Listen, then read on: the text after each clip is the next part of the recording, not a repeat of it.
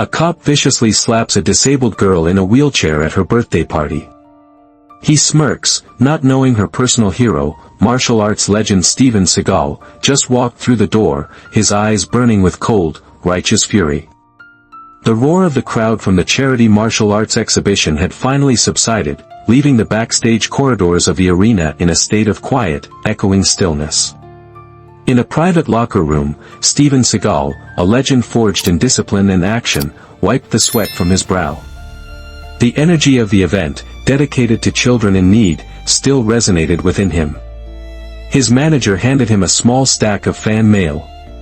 He began sorting through it, his expression calm, almost distant. But one small, white envelope caught his eye. The handwriting was neat, careful, yet held the unmistakable innocence of a child. He slid it open. Inside, a letter, accompanied by a small photograph. Dear Mr. Steven Seagal. My name is Lucy, and I'm 10 years old. I love martial arts more than anything. I'm in a wheelchair because my legs don't work right, but I still dream of being strong like you. My birthday is this Friday. I know you're very busy, but if there's any chance you could come, it would mean the world to me. People say it's impossible, but I believe impossible is just a word. Love, Lucy. The photo showed a bright-eyed girl with light brown hair, sitting proudly in a wheelchair adorned with martial arts stickers. Seagal held the photo, his gaze fixed on her determined smile.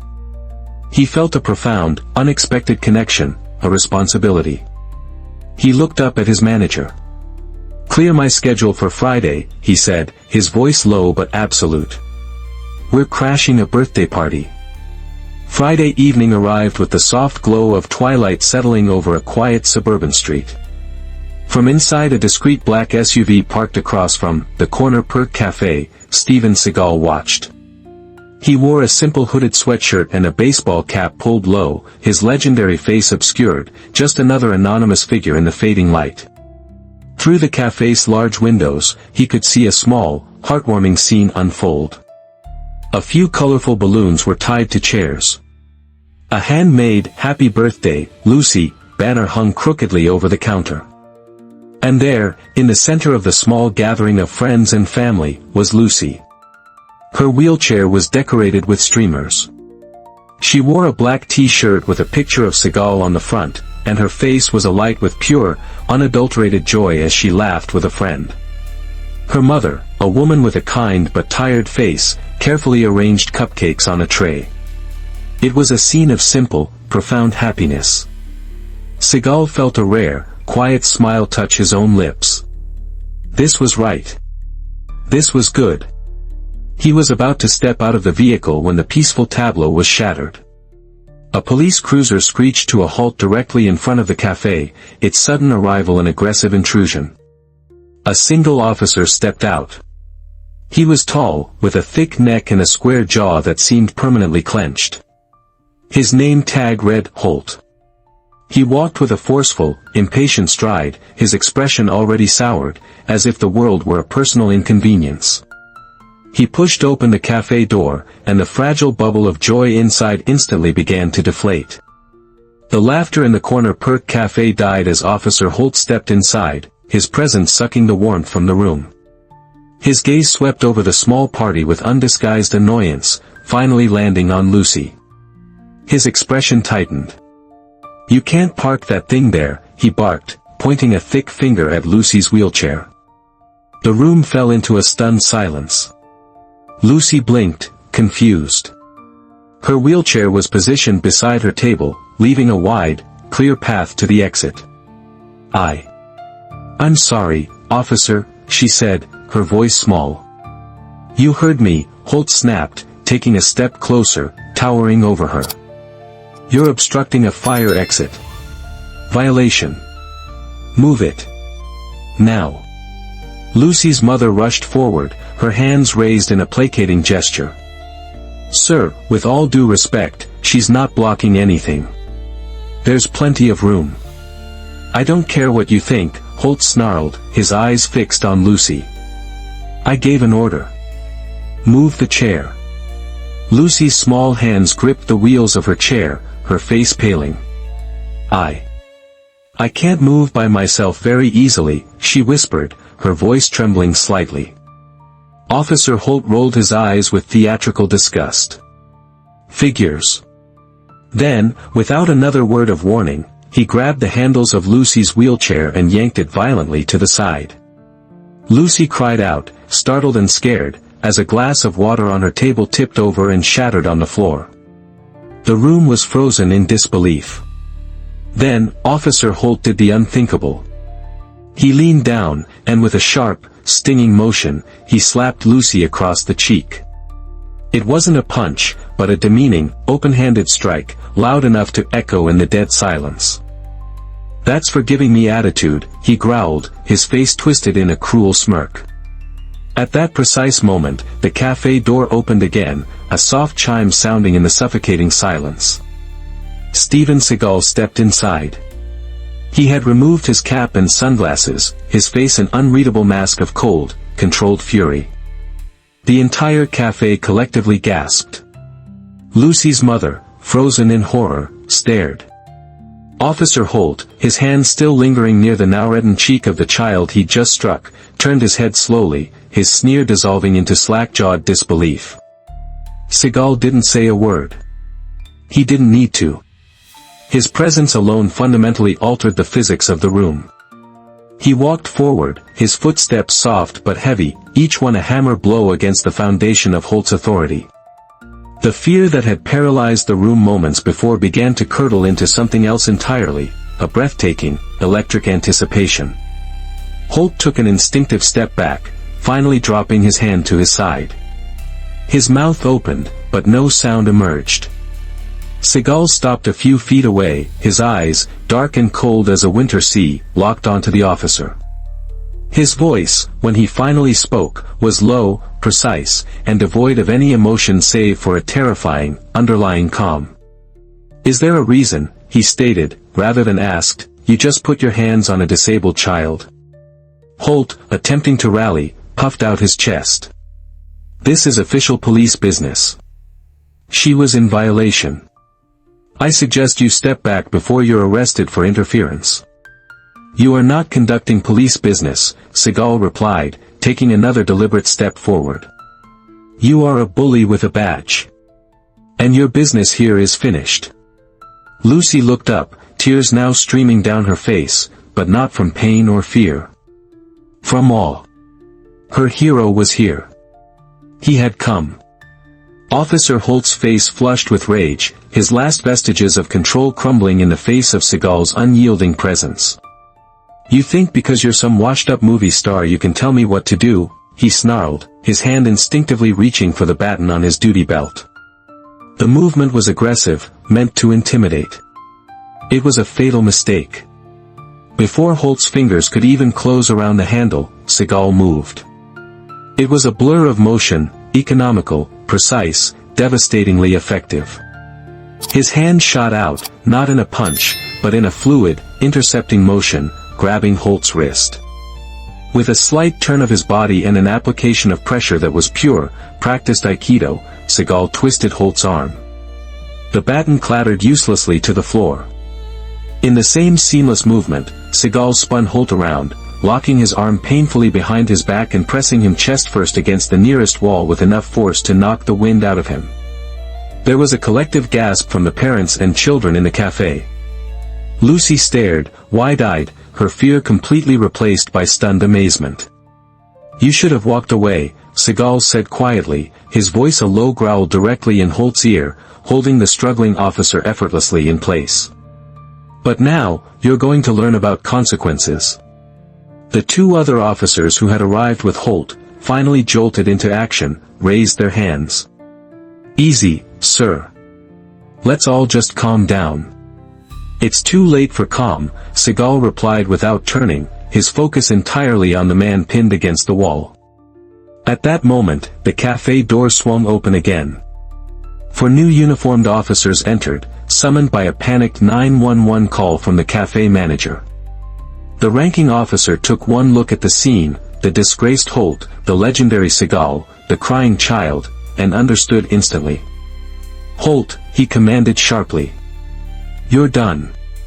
As Officer Holt was cuffed and led out of the cafe, his face a mask of humiliation and disbelief, a smattering of applause broke out among the parents. The senior officer approached Seagal, who had already released Holt to his colleagues, his posture returning to a state of watchful calm. "Mr. Seagal," the officer said, his voice filled with respect and deep professional embarrassment. "I am so sorry. We have everything on the cafe's security cameras. Internal affairs will be notified immediately." His conduct was inexcusable. Seagal simply nodded, then turned his attention to Lucy. He crouched down beside her wheelchair, his large frame making him seem like a protective mountain. The fury in his eyes was gone, replaced by a gentle concern. "Are you all right, Lucy?" She nodded, wiping her tears with the back of her hand. "I can't believe you came," she whispered. "You asked," he said simply. He looked at the shattered glass, the fallen cupcake, the terrified faces of the children slowly emerging from their shock. He then looked back at Lucy's mother, who was kneeling beside her daughter, clutching her hand. "Her birthday is not over," Seagal announced, his voice regaining its command. "The party has just been relocated." He smiled, a rare, genuine expression. "If you'll allow me, I'd like to give her the rest of her birthday gift." Confused but trusting, Lucy's mother nodded. With the help of the cafe staff, Seagal gently pushed Lucy's wheelchair towards the exit, and into a new, unbelievable chapter of her young life. The black SUV glided through the city streets, leaving the chaos of the cafe far behind. Lucy sat in the spacious back seat, her heart still pounding with a mixture of fear and exhilaration. She looked out the window at the gleaming city lights, then at the imposing, silent figure of Steven Seagal in the front passenger seat. They soon left the main roads, turning into a private, gated complex. A large, illuminated sign above the massive gates read, "The Seagal Institute for Martial Harmony." The vehicle was waved through by security, rolling down a long, private drive toward a building that looked like a modern-day temple. It was a stunning blend of steel, glass, and traditional Japanese architecture, surrounded by meticulously raked rock gardens and bonsai trees. It radiated an aura of strength, discipline, and profound peace. As they parked, Seagal stepped out and opened Lucy's door, personally lowering the vehicle's built-in wheelchair ramp. He guided her chair onto the smooth pavement. A woman in a formal black GI, the Institute's emblem embroidered on her chest, greeted them at the entrance with a respectful bow. "Welcome, Lucy-san," she said with a warm smile. "We have been expecting you." The lobby was breathtaking.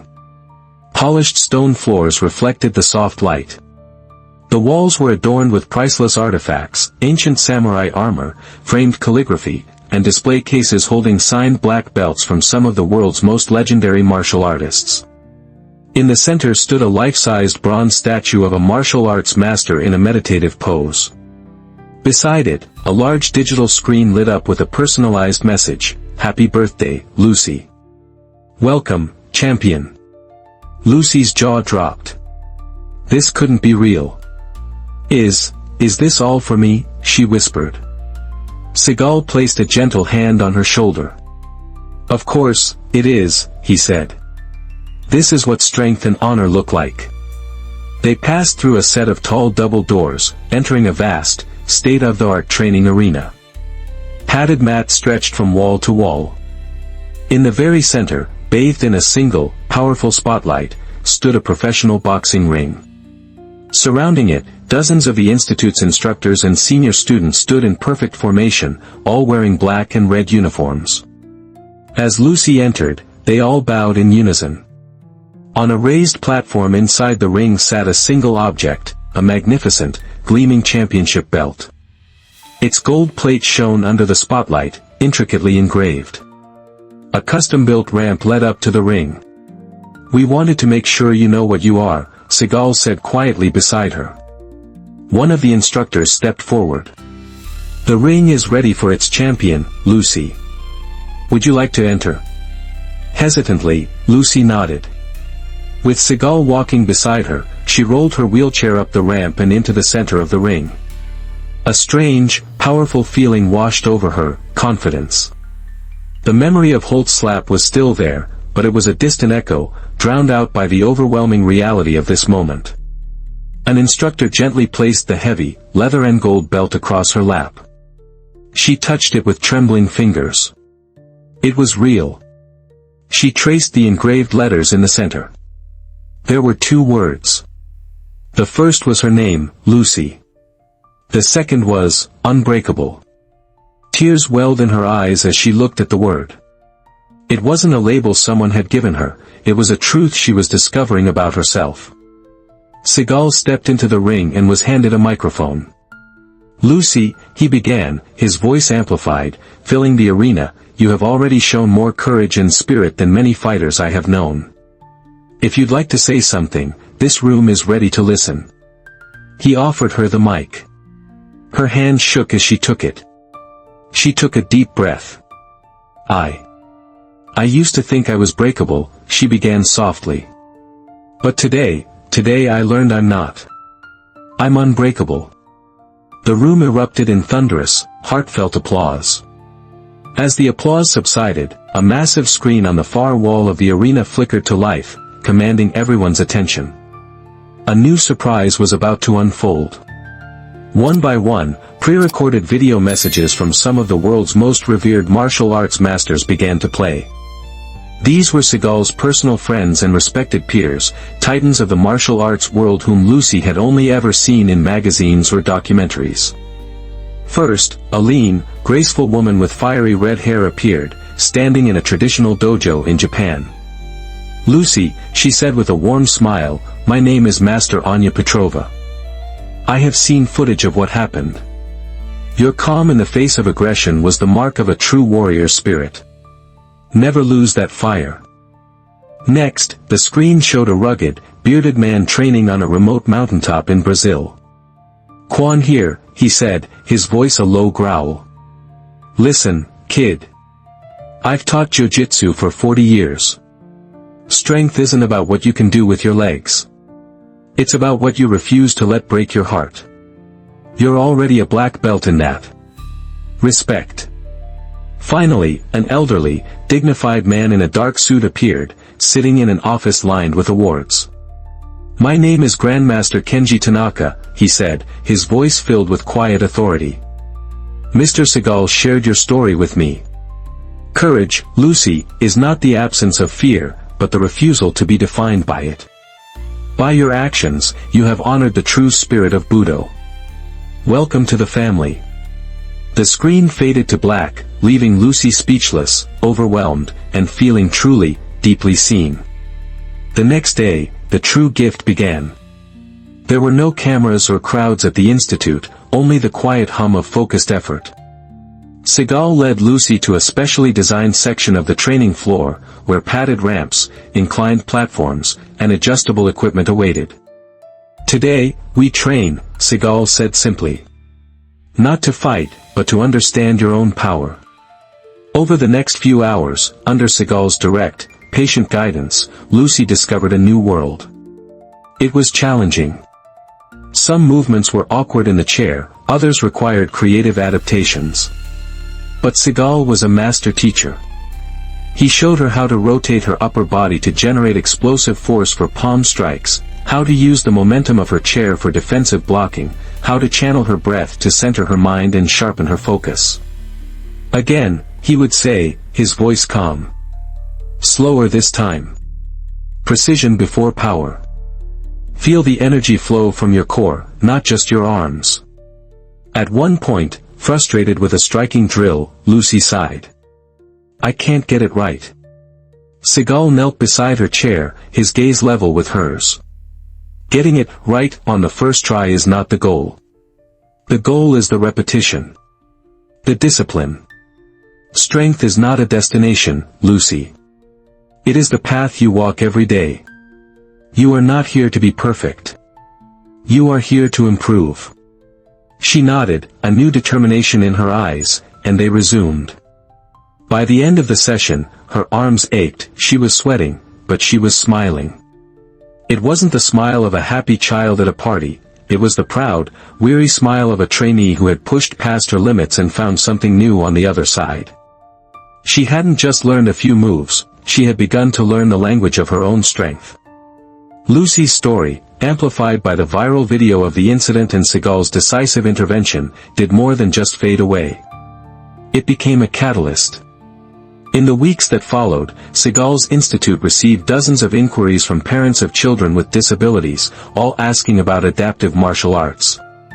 Inspired by Lucy, Seagal officially launched a new, fully funded program at the Institute, the Unbreakable Path, dedicated to providing adaptive martial arts training for children and young adults with physical challenges.